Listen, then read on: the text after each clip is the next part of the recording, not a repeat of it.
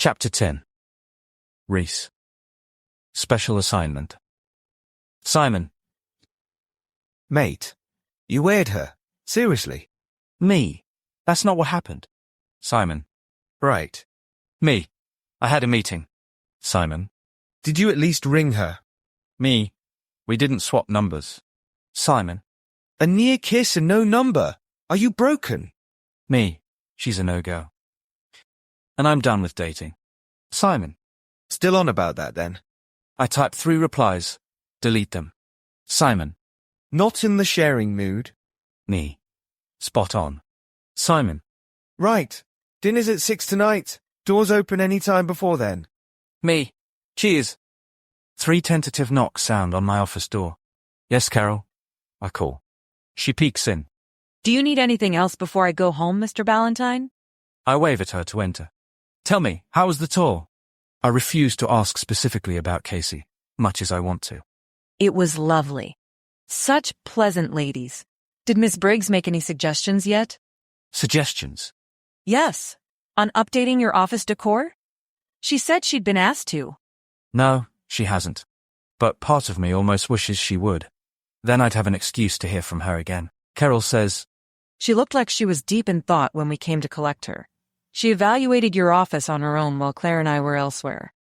The thought of Kacey alone in my space ought to be unnerving. But I find it oddly comforting to know she'd been here mere hours ago. What was she thinking? Was she relieved I wasn't here? Carol looks down at her tablet. Taps it. You know, she says, talking to the screen. Miss Briggs seemed disappointed that you weren't here. She was also surprised at the lack of decorations on our floor. Being the head of aesthetics and all. Carol's attempt to change my no Christmas decoration policy doesn't escape me, but I ignore it. Yes, I should have been here. And I know it was the coward's way out, but no matter how I played it in my mind, the tour would have been awkward at best, excruciating at worst. My computer and Carol's tablet chime. She checks it and frowns. Email from Mr. Briggs for you. My eyes stay focused on her, ignoring my own screen centimeters away. More bad news, is it? She gives me a feeble smile. I guess it depends on how much you've always wanted to see California. It's not on my bucket list, I say flatly. She shrugs. Well, we're going. What do you mean we're? I ask. He wants me to be there too, to make it a smooth transition for you. But your family? Don't worry about me. I'm used to the last-minute travel. Tom, my husband, handles things just fine while I'm away. He might even leave the kids with my sister and come visit me. We love San Diego. Right. Thanks, Carol. She slips out the door, and I read what the CEO of Quantum has for me today. On a Friday. 10 minutes past the close of business. Subject: immediate assignment to San Diego office. Rhys, I trust the White House visit went smoothly. Kacey spoke highly of the tour and your contact's professionalism. I realize this comes on short notice, but I need you in San Diego immediately. We're hosting an AI strategy breakfast first thing Tuesday morning, and the manager leading it is, frankly, lacking in presentation skills. Attached are his slides for you to review and revise. Be ready to present as the lead with Jeff Tuttle as co-presenter. My assistant, Piper, will coordinate your travel and accommodations. You'll be compensated accordingly for the weekend travel and short notice. Depending on the state of the Strat and Ops team, plan to remain here for the next few weeks, possibly longer. We'll reassess once you've had eyes on the situation. Your assistant, Carol, will accompany you to make this transition as smooth as possible. Call my office as soon as you've reviewed the presentation materials. Leo Briggs, CEO, Quantum International. Right. There goes my weekend. I close my laptop, run my hands through my hair. I'd only just begun to settle into life here in DC, and now I'm expected to drop everything and fly across this massive country. Of course, I knew business trips were a part of the job when I accepted this position. But why now? And why San Diego, where Kacey works of all places? After work, I drive over to Simon's place.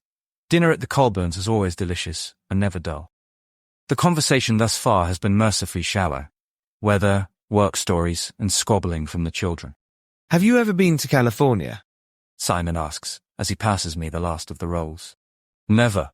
I wasn't much for traveling before this job. Well, Imogen expertly snatches a diced carrot out of the air that 2-year-old George tosses off his tray. I think it'll be good for you. San Diego's beautiful. You remember my cousin Evelyn, don't you? She lives out there with her American husband. As a matter of fact, we're going on holiday out there this year. If you're still out there at Christmas, you simply must join us. Hopefully, it won't be that long. I sop up the last spoonful of Imogen's famous beef stew with my bread. But if you are, She says, I insist you have Christmas dinner with us. You know you miss Evelyn's Yorkshire pudding. I do miss those, I admit. Henry, their 5-year-old, pipes up. Mummy, this last one's too big. Imogen bustles over and cuts his meat into smaller bits. With his mum occupied, George takes the opportunity to sweep his entire supper off his tray. He sits tall and smiles triumphantly at me. My eyes widen, and I place a finger to my lips, promising not to rat him out. When you leave then? Simon asks. First flight tomorrow.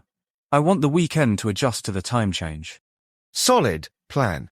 Simon drops his napkin on the table, leans back, and rubs his dad bod belly, as he calls it. We finish eating and retreat to the den. Fire crackles and pops in the fireplace as I settle into the armchair across from Imogen. The garland-adorned mantelpiece holds a wedding photo of Simon and Imogen back in London, a snapshot of their firstborn son holding his baby brother, and a recent family portrait. 4 Christmas stockings hang beneath. Simon drops onto the sofa and loops his arm around Imogen. His easy affection towards her sets me slightly off balance. I can't get Kacey out of my head, and being here in their cozy, welcoming house with their 2 energetic boys has me wishing for the future I'd planned with Leanne. Only, not with her. I thought my desire for a wife and family had vanished. I'd left it out in the cold to freeze. But tonight, and if I'm honest with myself, a recent almost kiss has revived it. Imogen stirs her tea, spoon clinking. Now, what's this I hear about sparks flying between you and the Briggs girl? I take a sip from my mug. PG tips, thank heavens. And close my eyes, savouring the proper brew and bracing for this conversation. Not sure what Simon was watching. All I saw was snow. He says, you almost kissed her. Henry glances up from his train set. Uncle Rhys got kissed. Ew, gross. Imogen ruffles his hair. Believe it or not, you're going to want to kiss a girl someday. No way. He declares. George topples over Henry's legs and snatches the engine out of his brother's hand. Henry wails and chases George out of the room. Appreciate the privacy, mate, I mutter. Simon shrugs and bites into a biscuit. Don't look so shocked. You know I tell her everything. And you haven't wronger? Imogen asks. I stare into the fireplace, watching the flames change colour. You know how it is, Ims. After Leanne, Leanne. she scoffs. Honestly, Rhys. Charm of a damp dishcloth, that one. Running off with Nigel, of all people. You were in a right state. Good thing we were there for you. Or... Yes, we all know what happened, I say before she can go on. Screams carry down the hall from the boys' room. I half rise from my armchair. Are they? They're fine. Imogen waves a hand. Just playing. She leans forward, pats me on the knee. We want you happy again. It's been long enough. I'm fine. Why is everyone treating me like an injured dog? Who else said you were? I've put my foot in it now.